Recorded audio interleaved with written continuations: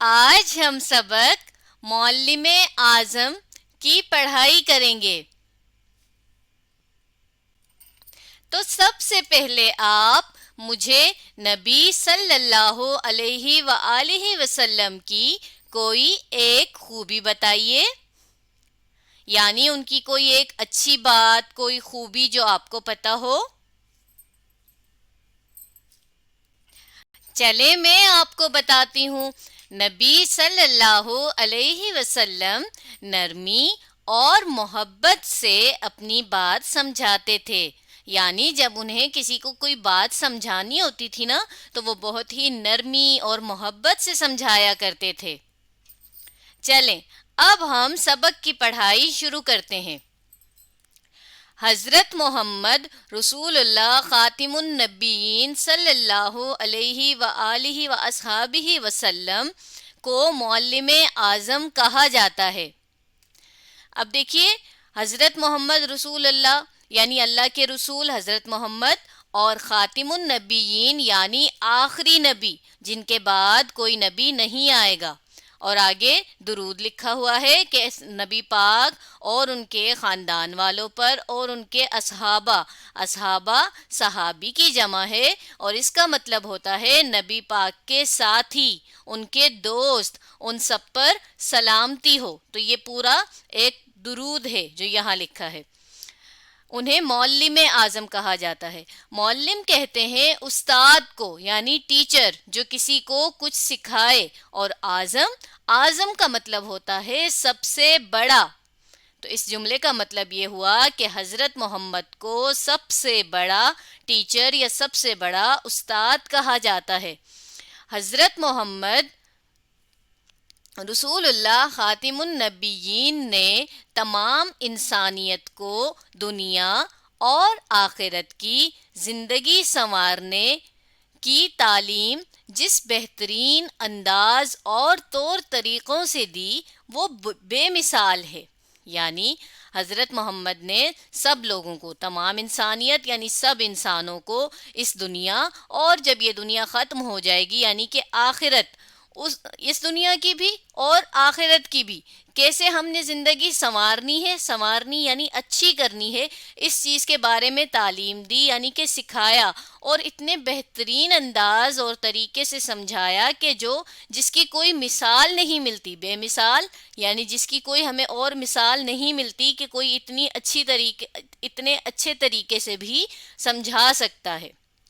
حضرت محمد رسول اللہ خاتم النبیین نے علم کے پھیلانے کے راستے میں بے حد تکلیفیں اٹھائیں، لیکن اپنے مقصد سے پیچھے نہیں ہٹے۔ یعنی جب نبی پاک لوگوں کو علم سکھاتے تھے، اچھی بات بتاتے تھے، تو ان کے تو کچھ لوگ مخالف بھی ہو جاتے تھے، یعنی ان کے خلاف ہو جاتے تھے، ان کی بات کو نہیں مانتے تھے اور انہیں بہت زیادہ تکلیفیں بھی پہنچاتے تھے، مگر پھر بھی نبی پاک نے علم سکھانا نہیں چھوڑا، لوگوں کو تعلیم دینی نہیں چھوڑی، یعنی کہ اپنے مقصد سے وہ نہیں ہٹے۔ سیکھنے والوں کے لیے محبت اور درد مندی کا جذبہ نمایاں رہا۔ درد مندی یعنی رحم دلی، یعنی نرم دل کے جذبے کے ساتھ وہ لوگوں کو محبت اور نرم دلی سے سکھایا کرتے تھے۔ جذبہ کہتے ہیں کسی بھی فیلنگ کو، تو سکھاتے ہوئے نبی پاک کے دل میں محبت اور رحم دلی کا جذبہ ہوتا تھا، نمایاں ہوتا تھا، یعنی سب سے زیادہ واضح ہوتا تھا۔ کون سا جذبہ؟ رحم دلی کا اور محبت کا۔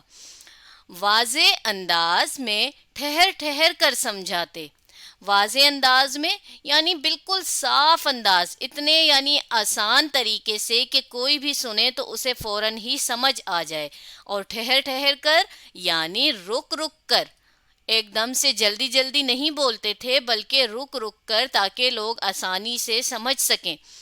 کبھی 3 بار بھی ایک بات دہراتے یعنی ریپیٹ کرتے، تاکہ تمام سننے والے اچھی طرح سمجھ لیں۔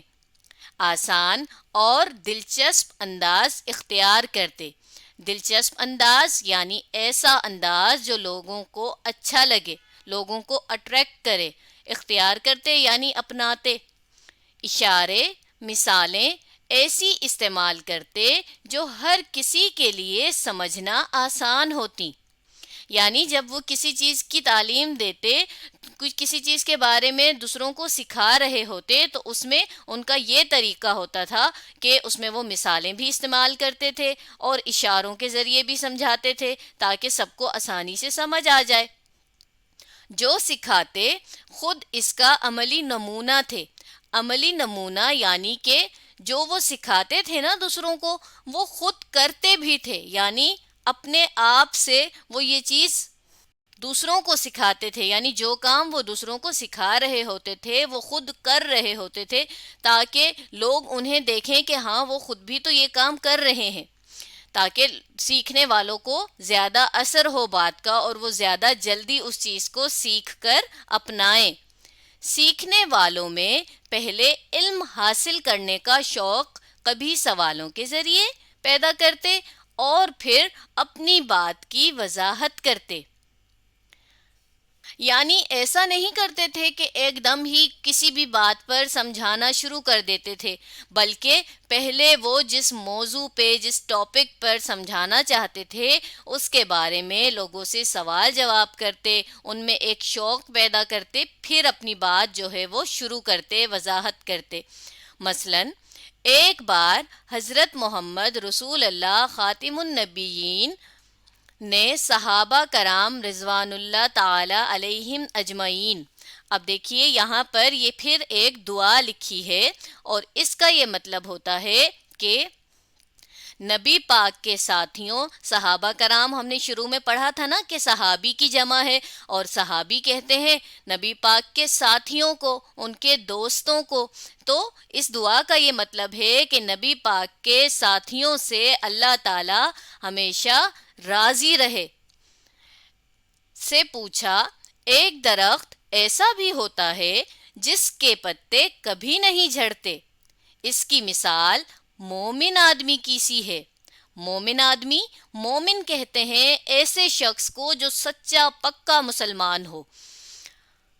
बताओ वो कौन सा दरख्त है? सहाबा कराम रिजवानुल्लाह ताला अलैहिम अजमईन ने बहुत सोचा मगर ना बता सके। हज़रत उमर रज़ी अल्लाह ताला अन्हा के बेटे हज़रत अब्दुल्ला रज़ी अल्लाह ताला अन्हा भी वहाँ बैठे थे। उनके दिल में बार बार ये ख्याल आ रहा था कि हो ना हो ये खजूर का दरख्त है। हो ना हो यानी लाजमी तौर पर ये खजूर ही का दरख्त होगा। अब वो ये सोच रहे थे, उनको ये ख्याल आ रहा था, वो ये बताना चाहते थे लेकिन वो सोचते ही रहे और कह ना पाए। कुछ देर तक सब सोचते रहे।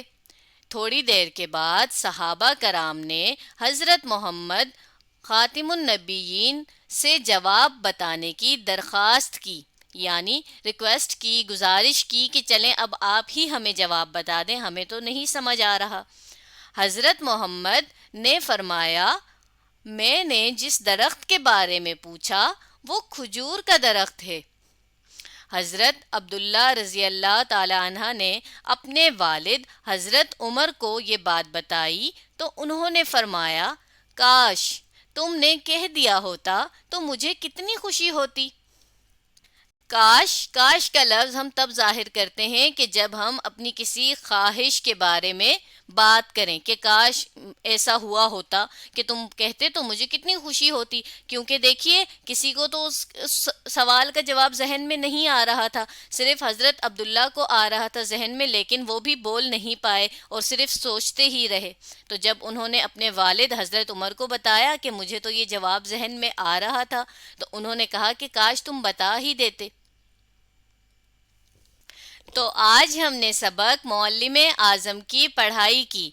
अब अगली वीडियो में हम इस सबक का अगला हिस्सा पढ़ेंगे।